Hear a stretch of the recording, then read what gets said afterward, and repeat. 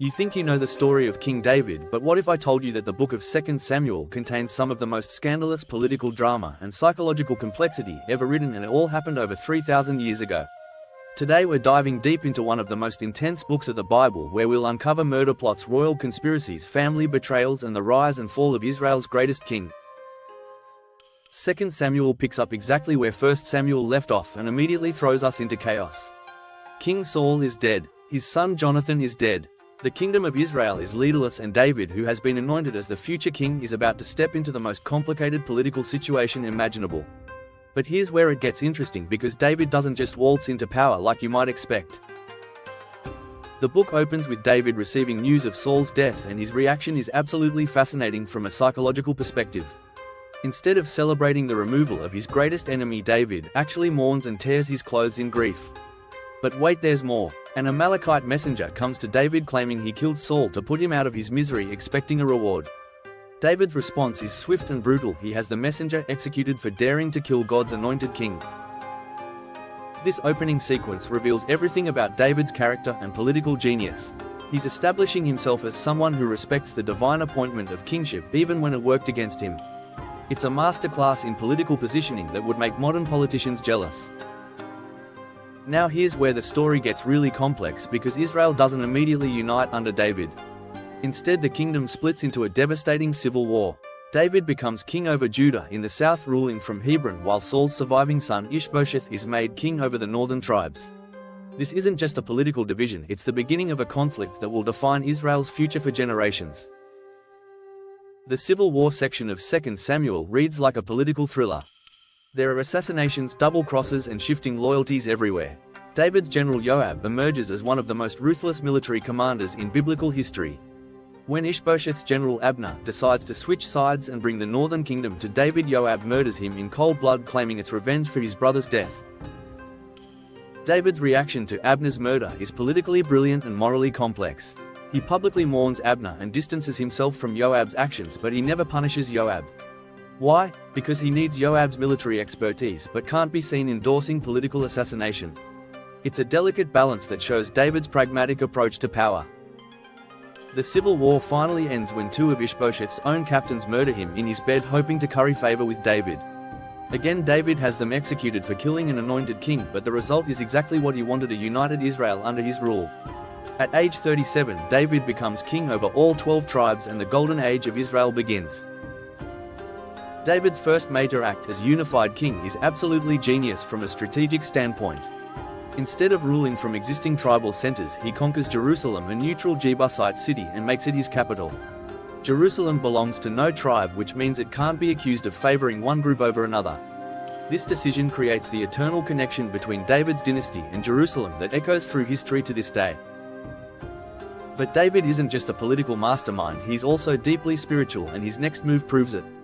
He brings the Ark of the Covenant to Jerusalem, turning his political capital into Israel's religious center as well. The famous scene of David dancing before the Ark with all his might shows a king who isn't afraid to display his devotion to God, regardless of what others think about his dignity. This is where 2 Samuel reaches its emotional and theological peak. God makes an incredible covenant with David through the prophet Nathan, promising that David's dynasty will last forever and that one of his descendants will build a permanent temple. This Davidic covenant becomes the foundation for all messianic hope in Judaism and Christianity. But just when everything seems perfect, 2 Samuel delivers its most shocking plot twist. David, the man after God's own heart, commits adultery with Bathsheba and then arranges the murder of her husband Uriah to cover it up. This isn't just a moral failure, it's a complete character reversal that shows how power can corrupt even the most devoted people. The Bathsheba incident reveals the psychological complexity that makes 2 Samuel so compelling. David, who executed others for killing God's anointed, becomes a murderer himself. The man who danced before God with humble joy becomes someone who abuses his power to satisfy his desires. It's a stunning portrayal of human nature that remains relevant thousands of years later. Nathan the prophet confronts David with a brilliant parable about a rich man who steals a poor man's only lamb. When David angrily demands justice for this crime, Nathan delivers the devastating line, "You are the man." David's immediate repentance shows his character isn't completely lost, but the consequences of his actions will haunt his family for generations. The final section of 2 Samuel chronicles the collapse of David's family and the near destruction of his kingdom. His son Amnon rapes his half-sister Tamar. Absalom murders Amnon in revenge, then later launches a full-scale rebellion against his father. The psychological drama here is incredible as David faces the ultimate nightmare, watching his beloved son try to destroy everything he built. Absalom's rebellion forces David to flee Jerusalem in one of the most emotionally devastating scenes in the Bible. The great king who conquered nations and built an empire is reduced to a broken old man climbing the Mount of Olives, weeping as his own people turn against him. Yet even in this darkest moment, David's faith remains intact as he submits to whatever God has planned. The rebellion ends with Absalom's death despite David's explicit orders to spare his son's life. David's grief over Absalom is so intense that it threatens to destroy the morale of his own army. Joab has to literally shake David out of his mourning to save the kingdom. It's a powerful reminder that even great leaders are human beings with hearts that can be shattered by personal loss.